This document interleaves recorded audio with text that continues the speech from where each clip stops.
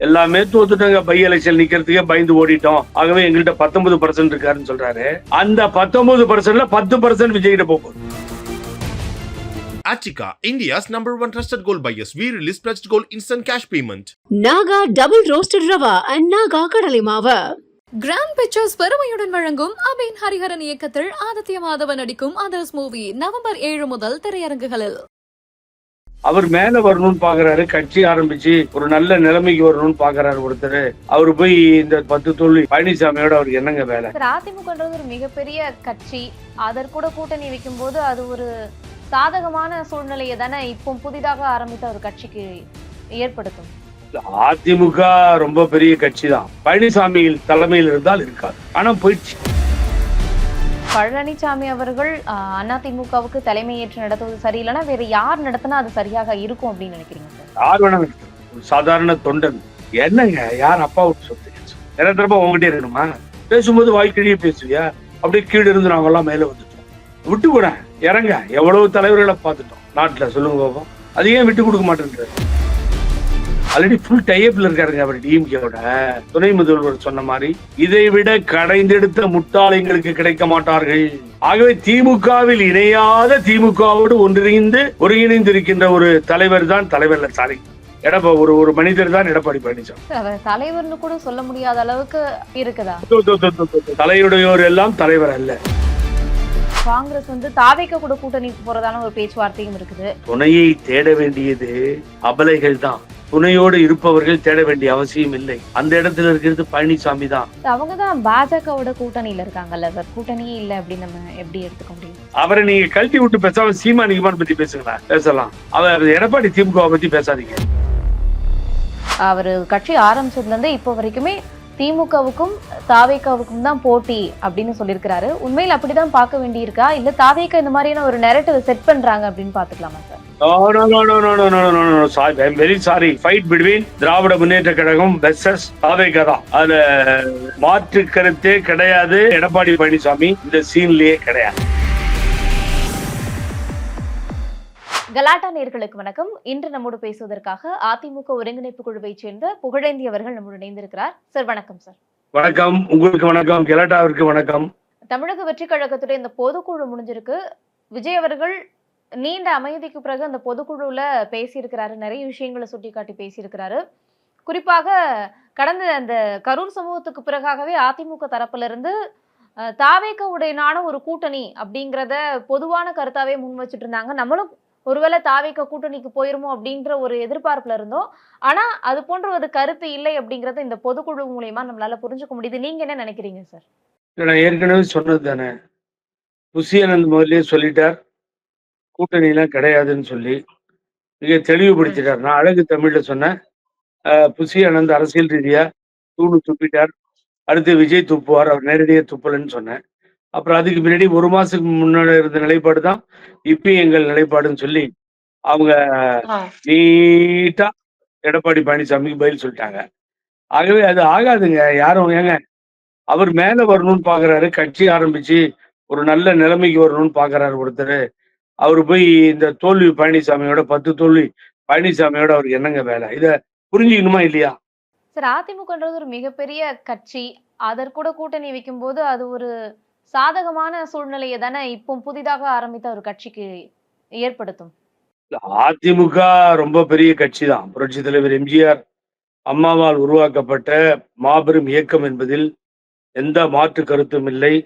அது மறையாது, மங்காது, ஒரு நிலைப்பாட்டுடன் தான் இருக்கும். மக்கள் செல்வாக்கு இருக்கும், எல்லாம் இருக்கும். பழனிசாமி தலைமையில் இருந்தால் இருக்காது, காணாம போயிடும். காணாம போயிடுச்சு. ஆகவே தலைமை மாறும் பொழுது எல்லாம் சரியாகிவிடும். ஆகவே தாந்தோன்றித்தனமான முடிவுகளை எடுப்பது, ஒரு முதிர்ச்சி பெரிய மூத்த தலைவர்களை கட்சியிலிருந்து நீக்குவது, இது போல வெட்டித்தனமான வேலையெல்லாம் பண்ணிக்கிட்டு இதுதான் வேலை இந்த ஆளுக்கு. ஆகவே இவரை ஏற்றுக்கொள்ள மக்கள் தயாராக இல்லை. பழனிசாமி பேர சொன்னீங்கன்னா ஊருக்கு 10 ஓட்டு கூட வராது. யாரும் ஒத்துக்க மாட்டாங்க. அவர் லீடராகவும் ஏத்துக்கிறது இல்லை. ஆகவே அதிமுக மாபெரும் இயக்கம் என்பதிலே மாற்று கருத்து இல்லை. அதை நான் தலைமையேற்று நடத்துகிறேன் என்று பழனிசாமி தலைமையேற்று நடத்துவதுதான் பிரச்சனை. அது அதிமுக அந்த பழனிசாமி அணி உருப்படாது. அதுல ஒன்றும் ஒரு வேலையும் ஆக போறது. சார் பழனிசாமி அவர்கள் அதிமுகவுக்கு தலைமையேற்று நடத்துவது சரியில்லைன்னா வேற யார் நடத்தினா அது சரியாக இருக்கும் அப்படின்னு நினைக்கிறீங்க சார்? யார் வேணா நடத்தலாம். ஒரு சாதாரண தொண்டன் தலைமை அவரே சொல்றாரு. நான் ஒரு தொண்டனா தானே இருந்தேன். அந்த தொண்டன்றது இடத்துல இருந்து வட்ட செயலாளரா இருந்தேன். ஒன்றிய செயலாளரா இருந்தேன். ஜெயில்ல இருந்தேன். கேஸ் போட்டாங்க. வெளிய வந்தேன். அப்புறம் எம்எல்ஏ ஆனேன். படி, படி, படி, படி, படி, படியாக தவழ்ந்து, ஊர்ந்து, காலில் விழுந்து முதலமைச்சர் ஆகும் இல்லையா? அப்படின்னு சொல்றாருல்ல. அப்படி யாராவது ஒருத்தர் இல்லாமலா போயிடுவாங்க. பழனிசாமியே இருக்கும்பொழுது அதிமுகவுல அவரே சொல்லி 2 கோடி பேர், 1.5 கோடி பேர். அதுல ஒரு ஆள் கிடைக்க மாட்டாங்களா? சொல்லுங்க பாப்போம். நியாயமா? ஏன் விட்டு குடுத்துட்டு செங்கோட்டையன் சீஃப் மினிஸ்டரா கேண்டிடேட் அனௌன்ஸ் பண்ணிட்டு கட்சியினுடைய பொதுச் செயலாளர் இவர் சொல்லிக்கிறாரு. பொதுச் செயலாளர் நாங்க சொல்றதுல அம்மா தான் நிரந்தர பொதுச் செயலாளர். அப்ப செங்கோட்டையன் மாதிரி ஒரு ஆளுக்கு அதை விட்டு கொடுத்த அழகு பார்த்தா என்ன போச்சு? என்னங்க யார் அப்பா விட்டு சொத்து? நிரந்தரமா உங்ககிட்டே இருக்கணுமா? பேசும்போது வாய்க்கிழியே பேசுவியா? அப்படியே கீழே இருந்து நாங்கெல்லாம் மேல வந்துட்டோம். விட்டு கூட இறங்க. எவ்வளவு தலைவர்களை பார்த்துட்டோம் நாட்டுல, சொல்லுங்க பாப்போம். அது ஏன் விட்டு கொடுக்க மாட்டேன்றாரு? ஆகவே நீங்க எல்லாம் சேர்த்துக்கிட்டு மீடியாலாம் அந்த ஒரு தலைவர் மாதிரி நீங்க போக்கஸ் பண்ணி, அவர் பாவம் வேலை இல்லாம ஊர்லாம் ஊர் ஊரா சுத்தி எங்கேயாவது ஒரு நெரிச்சல்ல தள்ளுமுள்ளாது வந்திருக்கு அவர் போற கூட்டத்துல? கிடையவே கிடையாது. ஆம்புலன்ஸ் தான் வருது. அது ஆம்புலன்ஸ் போறதில்ல. எல்லாத்துட்டையும் சண்டைக்கு போறதில்ல இப்போ. அவருக்கு எதிரியே ஆம்புலன்ஸ் தான். இப்படிப்பட்ட ஒரு ஆளையிட்டு எப்படிங்க இயக்கம் வளரும்? இப்ப செங்கோட்டையன் அண்ணனே எடுத்தாங்க. நியாயமா? எடுக்கலாமா? செங்கோட்டையன் அவர்களும் ஓபிஎஸ் அவர்களும் திமுகவுல போய் சேருவதற்கான வாய்ப்பு இருக்குன்னு ஒரு புறம் பேசப்படுது. அது உண்மையா சார்? ஓபிஎஸ் போய் சேர்றாரா? செங்கோட்டையன் சேர்றாருலாம் நம்ம அப்புறம் பேசலாம். ஆல்ரெடி ஃபுல் டைப்ல இருக்காருங்க அவர் டிஎம்கேவோட. நீங்க திமுக கட்சி ரொம்ப விரும்புது அவரை. செல்லப்புள்ள மாதிரி வச்சிருக்கு பாருங்க. ஒரு கேஸ் பாய்ந்தது உண்டா? கொடநாடில் நடவடிக்கை எடுத்தது உண்டா? ஸ்மார்ட் சிட்டியில 1000 கோடியில நடவடிக்கை எடுத்தது உண்டா? அம்மா இறந்ததுக்கு காரணம் என்னன்னு கண்டுபிடிச்சு சொல்றேன்னு ஆறுமுகசாமி கமிஷன் ரிப்போர்ட் கொடுத்த பின்னாடி அது மீது நடவடிக்கை எடுத்தது உண்டா? 13 பேரை டொப்பு டொப்பு டொப்பு டொப்புன்னு குருவி சொல்ற மாதிரி சுட்டு அருணா ஜெகதீசன் நீதிபதி கொடுத்த அந்த கமிஷனுடைய ரிப்போர்ட் வந்த பின்னாடி அதன் மீது நடவடிக்கை எடுத்தது உண்டா? பல லட்சக்கணக்கான பேப்பர்கள் டிபிஎஸ்சியில கடந்து பறக்குது. அதன் மீது நடவடிக்கை எடுத்தது உண்டா? யாராவது ஒருத்தர் கைது செய்யப்பட்டது உண்டா? இல்லையே. ஏன் ஏன் சொல்லுங்க? அத உதயநிதி ஸ்டாலின் சொன்ன மாதிரி, நான் சொன்னதுதான் அவர் சொன்னாரு. துணை முதல்வர் சொன்ன மாதிரி, இதை விட கடைந்தெடுத்த முட்டாள் எங்களுக்கு கிடைக்க மாட்டார்கள். ஆகவே அந்த முட்டாள் இருக்கின்ற வரை நாங்கள் ஆட்சியிலே பிரமாதமா இருப்போம். ஒரு பிரச்சனையும் இருக்காது. எங்களது ஆட்சி நன்றாக இருக்கும். ஆகவே எங்களுக்கு ஒரு முட்டாள் வேண்டும். வாய்தான் அதிகம். நம்ம கிடைத்தவர்கள் எல்லாம் முட்டாள்கள். தலைவர் 1001 சொல்லுவாரு. அது மாதிரி அவர் வாய்தான், வேற ஒண்ணும் கிடையாதுன்னு புரிஞ்சுக்கிட்டு அவரை பத்திரமா வச்சிருக்காங்க. ஆகவே திமுகவில் இணையாத திமுகவோடு ஒருங்கிணைந்து இருக்கின்ற ஒரு தலைவர் தான் தலைவர் சாரி ஒரு மனிதர் தான் எடப்பாடி பழனிசாமி. அவர் தலைவர்னு கூட சொல்ல முடியாத அளவுக்கு இருக்குதா? என்னுடைய பழைய நண்பர். தலையுடையோர் எல்லாம் தலைவர் அல்ல. சரி, ஓகே சார். இப்போ விஜய் வந்து அந்த பொதுக்குழுல பேசும்போது குறிப்பாக ஒரு விஷயத்த குறிப்பிட்டு பேசுறாரு. இது இன்னைக்குன்னு இல்ல. அவரு கட்சி ஆரம்பிச்சதுல இருந்தே இப்போ வரைக்குமே திமுகவுக்கும் தாவேகாவுக்கும் தான் போட்டி அப்படின்னு சொல்லியிருக்கிறாரு. உண்மையில் அப்படிதான் பார்க்க வேண்டியிருக்கா? இல்ல தாவேகா இந்த மாதிரியான ஒரு நெரேட்டிவ் செட் பண்றாங்க அப்படின்னு பாத்துக்கலாமா சார்? Very sorry. இதை ஸ்டார்ட் பண்ணி கொடுத்ததே புகழேந்தி தான். இன்னைக்கும் நான் சொல்றேன், அவங்க வந்து ஒரு முட்டாளை தேர்ந்தெடுத்து பத்திரமா திமுக வச்சுக்கிட்டா கூட வேலைக்கு ஆகாது. அவங்க இப்ப வருத்தப்பட ஆரம்பிச்சிட்டாங்க. ஏன்னா fight between Dravida Munnetra Kazhagam versus தாவேகா தான். ஆகவே வந்து அதுல தமிழக வெற்றி கழகம் தான். மாற்று கருத்தே கிடையாது. அது நிர்ணயம் செய்யப்பட்ட, ஊர்ஜிதம் செய்யப்பட்ட ஒன்று. அங்கதான் 2 பேத்துக்கும் பயங்கரமான போட்டி வரும். இந்த போட்டியில எடப்பாடி பழனிசாமி இந்த சீன்லயே கிடையாது. இந்தியாவும் பாகிஸ்தானும் கிரிக்கெட் போட்டி ஃபைனலா வரும். நடுவுல வந்து பங்களாதேஷ், இந்த சின்ன சின்ன கண்ட்ரிக்கு வேலை இல்லை. அது மாதிரி இவர் 4வது இடத்துக்கு போடுவார். விஜய் அவர்கள் தான் அதிமுக ரொம்ப இலகுவா எடை போடுறாரு அப்படின்னு ஒரு சைடு பார்த்தா, நீங்களும் சொல்றதை என்ன விதமாரியான நிலைப்பாடு அப்படின்னு எடுத்துக்கிறது சார்? அதிமுக இல்லைங்க. நீங்க என்னங்க உங்கள்ட்ட இந்த ஆரம்பத்திலிருந்தே சண்டையா இருக்குங்க. அவர் எடப்பாடி அணிங்க, எடப்பாடி திமுகங்க. அது அண்ணா திமுக இல்ல. நாங்க இருக்கிறது தான் ஒரிஜினல் அண்ணா திமுக. செங்கோட்டை அண்ணன் இருக்கிறது ஒரிஜினல் அண்ணா திமுக.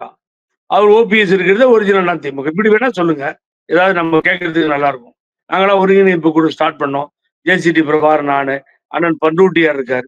இவரை மாதிரி இருக்கவங்களை எல்லாம் நீங்க சொல்லுங்க. கூப்பா கிருஷ்ணன் இருக்காரு, இந்த கேஸ் போட்ட சூரியமூர்த்தி இருக்காரு, இவங்க எல்லாம் வந்து ஒரிஜினல் அதிமுக. அவர்கிட்ட இருக்கிறவர்கள் அதிமுக இல்லைங்க, அது எடப்பாடி அதிமுக, எடப்பாடி திமுக. இல்ல சார். இப்போ சமீபத்துல ஒரு மூத்த பத்திரிகையாளர் ஒரு கள ஆய்வு நடத்தியிருக்கிறாரு. தமிழக வெற்றி கழகத்துக்கு கிட்டத்தட்ட 20% வாக்குகள் இருக்கிறதா அவரு சொல்லியிருக்கிறாரு குறிப்பிட்டு. 20% வாக்குகள் இருக்கும் அப்படின்னு நினைக்கிறீங்களா? அது குறையுமா இல்ல கூடும்னு எப்படி எதிர்பார்க்கிறீங்க சார்? கூடும் கூடும். எப்படின்னா அவர்கிட்டே 20 இருக்குதுன்னு நம்ம மூத்த பத்திரிகையாளர் சொன்னாருன்னா, பழனிசாமி கூட 20 இருக்குன்னு சொல்றாரு. அவர் 40 இருக்குன்னு சொல்லியிருக்கணும். கடைசியில 20 தாங்க இருக்குது, 19 தான் இருக்கு. எல்லாத்தையும் இழந்தோம், ஆட்சி இழந்தோம், 2 பாராளுமன்றத்துல தோத்தோம், தேனியில மாத்திரம் ரவீந்திரநாத் ஜெயிச்சாரு, மறுபடியும் பாத்தீங்கன்னா உள்ளாட்சி துறையெல்லாம் தோத்துட்டோம், எல்லாமே தோத்துட்டோங்க. பை எலெக்ஷன் நிக்கிறதுக்கே பயந்து ஓடிட்டோம். ஆகவே எங்கள்கிட்ட 19% இருக்காருன்னு சொல்றாரு. அந்த 19%ல 10% விஜய்கிட்ட போகுது, மீதி கொஞ்சம் கொஞ்சம் திமுகவுக்கு போகுது. அப்படி போச்சுன்னா ஒண்ணுமே இருக்காது பழனிசாமி கையில. அப்ப போட்டி அங்க 2 பேத்துக்கும் வரும். இததான் நான் கிளியரா சொல்லிக்கிட்டு இருக்கேன். மதில் மேல் பூனியா இருக்கின்ற வாக்குகள் யாரும் அதிமுக வீணா போயிடும்னு போட மாட்டாங்க, யாரும் நிக்கிறதுக்கு முன் வர மாட்டாங்க. இந்த மாதிரி சிச்சுவேஷன்ல அத வளைஞ்சுகிட்டு இருக்காரு பழனிசாமி. இதான் உண்மை.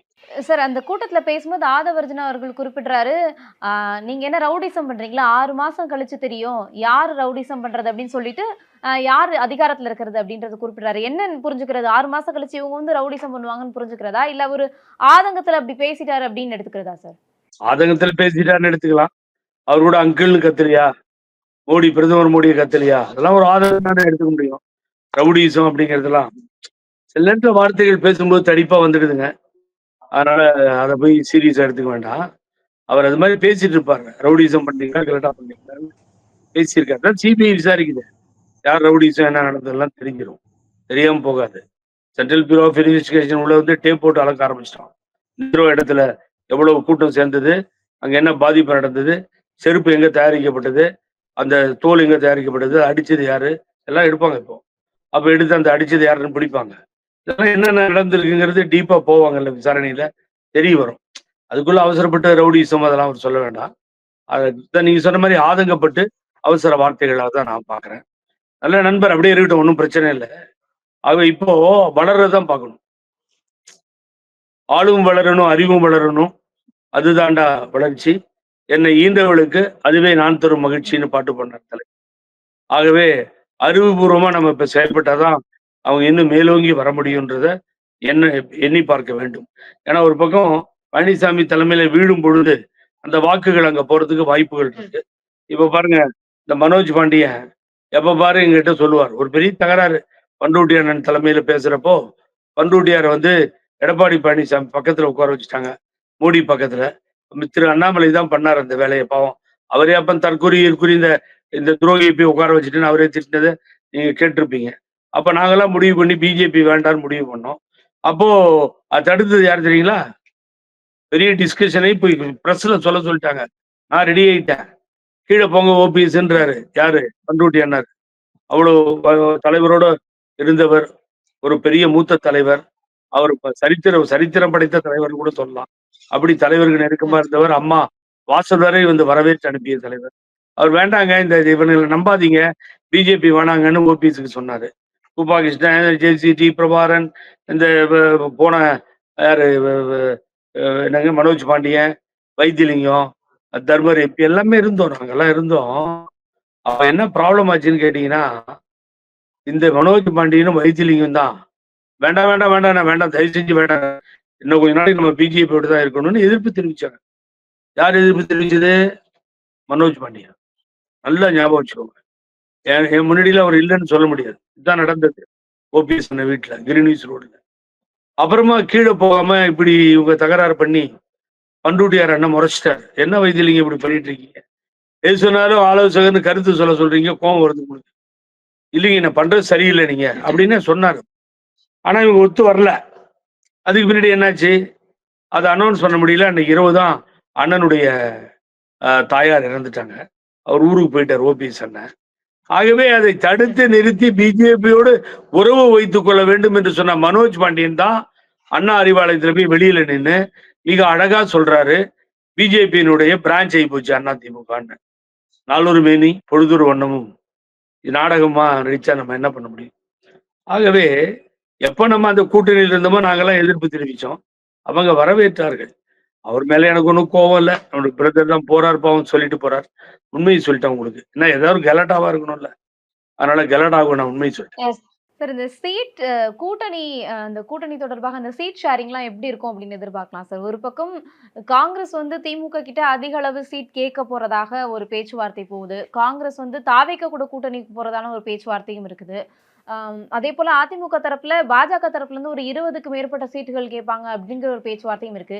எவ்வளவு சீட் ஷேரிங் ஆகும் அப்படின்னு எதிர்பார்க்கலாம் சார்? அதாவதுங்க இந்த திண்ணை பேச்சுன்னு ஒண்ணு இருக்கும். இல்ல வேலை இல்லாம வெத்தலை பாக்கு போட்டு 4 பேர் பேசிட்டு இருப்போம் ஊர் பக்கம். தாவேகாவோட காங்கிரஸ் எப்படிங்க போகும்? நீங்க சொல்லுங்க தெரியாம கேட்கிறேன். அறிவாய்ந்தவர்கள் வந்து விஜய் வளரணும் மேல வரணும்ன்றதுல எனக்கு மாற்று கருத்தே இல்ல. ஆனா அங்க வந்து உங்களுக்கு வந்து இந்தியா கூட்டணின்னு ஒரு கூட்டணி ஏற்படுத்தி அது காங்கிரஸுக்கு எதிர்ப்பா இருக்கு. கொஞ்சம் சீட்ல தான் மோடி பிரதமர் ஆனாரு. அந்த 2 காலும் ஒண்ணு நிதிஷ்குமார்ட்டயும், ஒண்ணு சந்திரபாபு நாயுடு இருக்கு. 4 கால்ல. அந்த 2 கால் ஒண்ணு விழுந்துருச்சுன்னா போயிடுவாரு அவரு. பீகார் எலெக்ஷனுக்கு முன்னாடி என்ன நடக்க போகுது நாட்டுல தெரியாது. ஆகவே அது முக்கியமா? இல்ல அது முக்கியமா? திராவிட முன்னேற்ற கழகம் ஒட்டுமொத்தமா 39 சீட்டையும் கொண்டு போய் ராகுல் காந்தி கிட்ட குடுத்து அதை ஸ்ட்ராங் பண்ண வச்ச ஸ்டாலின், திராவிட இயக்கத்தினுடைய போர்வாளாக நிற்கின்ற அவர். அதெல்லாம் விட்டுட்டு எப்படிங்க வர முடியும்? ஸ்டேட் பாலிடிக்ஸ்க்காக காங்கிரஸ் எந்த காலத்திலையும் திராவிட முன்னேற்ற கழகத்தையும் திரு ராகுல் காந்தி என்கின்ற ஒரு தலைவரையும் விடாதுங்க. எப்பொழுதுமே விடாது. ஆகவே அப்படிப்பட்ட கற்பனைகளே வேண்டாம் உங்களுக்கு. அது இல்லாமலேயே விஜய் இந்திய நிலைமையில நல்ல கம்ஃபர்டபுளா இருக்காரு. ஒன்றும் பிரச்சனை இல்லை. யார் துணையை தேட வேண்டியது அபலைகள் தான். துணையோடு இருப்பவர்கள் தேட வேண்டிய அவசியம் இல்லை. அந்த இடத்துல இருக்கிறது பழனிசாமி தான். பழனிசாமிக்கு கூட்டணிக்கு கட்சியே கிடையாது.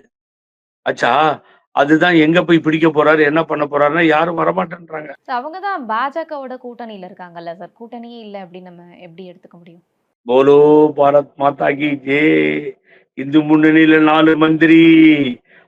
ஆர்எஸ்எஸ் கூட்டத்துல ஒரு முன்னாள் அமைச்சர் நூற்றாண்டு விழாவில பாரதிய ஜனதா துண்டை எடுத்துட்டு போய் நான் எனது அருமை நண்பர் நயினார் நாகேந்திரனுக்கு போடுறாரு. அந்த டான்னு சொல்றதா பஃப்னு சொல்றதா தெரியல. Mister R P Udayakumar. இதெல்லாம் நடக்குது. அந்த பெரியார் பேரறிஞர் அண்ணா, தந்தை பெரியார், புரட்சி தலைவர் எம்ஜிஆர் அம்மா கொள்கையெல்லாம் காத்துல பறக்க விட்டாங்க. போயிட்டு அந்த நிலைமைக்கு கீழே போயிட்டாங்க. தினம் புக்கு படிக்கிறாங்களாம். ஆர்எஸ்எஸ் வரலாறுலாம் தெரிஞ்சுக்கிறாங்க. கிளாஸ் எடுக்கிறாங்களே இப்போ.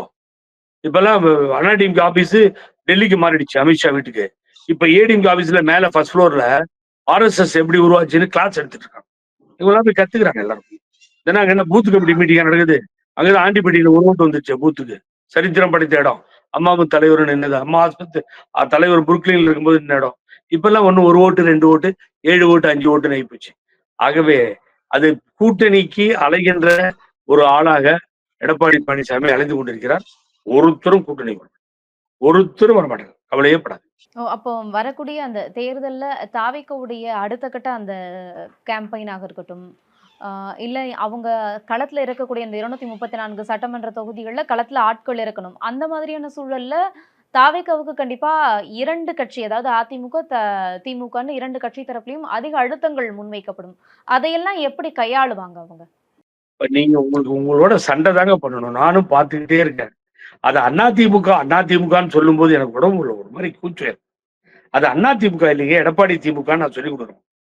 அந்த எடப்பாடி திமுக கணக்கிலே இல்லைங்க. தாவேகாவுக்கும் திமுகவுக்கும் பயங்கரமான போட்டி வருங்க. சர்வசாதாரணமா நினைச்சிடாதீங்க. ஆகவே திராவிட முன்னேற்ற கழகம் ஸ்ட்ராங்கா இருக்கு. அதுல டிசைடட் ஃபேக்டரா அந்த கூட்டணியில அண்ணன் திருமாவளவன் அவர்கள் இருக்கார். அவர் தான் டிசைடட் ஃபேக்டர்னு சொல்லுவேன். ஸ்ட்ராங்கான அந்த கூட்டணியில ஸ்ட்ராங்கா நம்பர் 1 இருக்காரு. அண்ணன் வைகோ பாலிசி மேட்டர் உங்களுக்கு தெரியும். தலை சிறந்த சரித்திரம் வாய்ந்த தலைவர். கம்யூனிஸ்ட் போகாது, முஸ்லீம் லீக் போகாது. இதெல்லாம் அங்கேயேதான் அப்படியே இருக்கும்.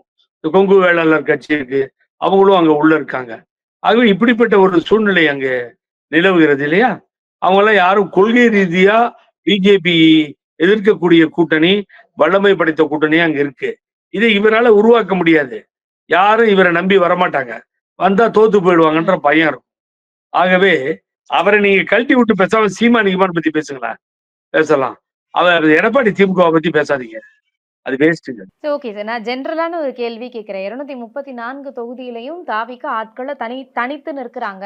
234 தொகுதியிலயும் ஆட்கள களமிறக்குறாங்க அப்படின்னும்போது, களத்துல இருக்கக்கூடிய அந்த அரசியல் அழுத்தத்த எப்படி சமாளிப்பாங்க? அது ஒண்ணுமே பிரச்சனையே இல்லைங்க. என்ன சமாளிக்கிறது? இப்ப நான் தலைவரோட யாரையும் ஒப்பிடல. 72 கட்சி ஆரம்பிச்சு 73 திண்டுக்கல்ல ஜெயிக்கலையா? திடீர்னு அறிவிச்சுட்டாங்க எலெக்ஷன்ல. 6 மாசம் அடிச்சு நொறுக்கி போயிட்டாரு தலைவர். பாண்டிச்சேரியில கேபினட் ஃபார்ம் பண்ணலையா? என்டி ராமாராவ் 6-7 மாசத்துக்கு ஆட்சி பிடிக்கலையா? பெரிய வேலையே இல்லைங்க. மக்கள் தீர்ப்பு, மகேசன் தீர்ப்பு. சார், அவங்கலாம் களத்துல மக்கள் கூட இருந்தாங்க இல்லையா? இப்ப எம்ஜிஆர் அவர்கள குறிப்பிடும்போது மக்களோடயே பயணிச்சாரு. நீண்ட காலமா அரசியல்ல இருந்தாரு. அண்ணா கூட பயணிச்சாரு. இந்த மாதிரிலாம் பார்க்கும்போது விஜய் சில விஷயங்கள மாற்றிக்கொள்ள வேண்டிய ஒரு சூழல் இருக்குல்ல? You are correct. நான் வந்து அக்செப்ட். நான் ஒத்துக்கிறேன். என்னன்னா மேலும் பல தலைவர்கள் அங்கே வேண்டும். ஆர்கனைசேஷன் வேண்டும். அதுக்கு என்ன பண்ணிட்டு இருக்காங்க தெரியாது. அது ஒரு தந்தையெல்லாம் அவங்க எடுத்துக்கணும். மிஸ்டர் சந்திரசேகர எல்லாம் கூட வச்சு ஒருங்கிணைப்பா நடத்தி ஒரு ஆர்கனைசேஷனை பில்டப் பண்ணி அதுக்கு பின்னால அந்த பூத் கமிட்டி கரெக்டா ஃபார்ம் ஆயிருக்கான்னு பார்த்து தேர்வு செய்த வேட்பாளர்களை இவ்வளவு பணிகளையும் குறுகிய காலத்தில் தாவேகா மேற்கொள்ள வேண்டும். அதற்கு அவருக்கு நல்ல ஆலோசகர்கள் உடன் இருக்க வேண்டும் என்பதுதான் எனது ஆசை, உபதேசம் எல்லாமே. இங்க கேட்ட கேள்வி சரியானது. அதற்குரிய பாலத்தை அமைத்தால்தான் அந்த கரையை இக்கரையிலிருந்து அக்கறைக்கு செல்ல முடியும் என்பதை நான் அன்போடு விஜய் அவர்களுக்கும் தாவேகாவுக்கும் தெரிவித்துக் கொள்கிறேன். நன்றி சார். நிறைய விஷயங்கள் பகிர்ந்துட்டீங்க. நன்றி சார். மிக்க நன்றி. Naga double roasted rava and Naga கடலை மாவு. Naga double roasted rava and Naga கடலை மாவு. கிராண்ட் பிக்சர்ஸ் பெருமையுடன் வழங்கும் அபேன் ஹரிஹரன் இயக்கத்தில் ஆதித்ய மாதவன் நடிக்கும் அதர்ஸ் மூவி நவம்பர் 7 முதல் திரையரங்குகளில்.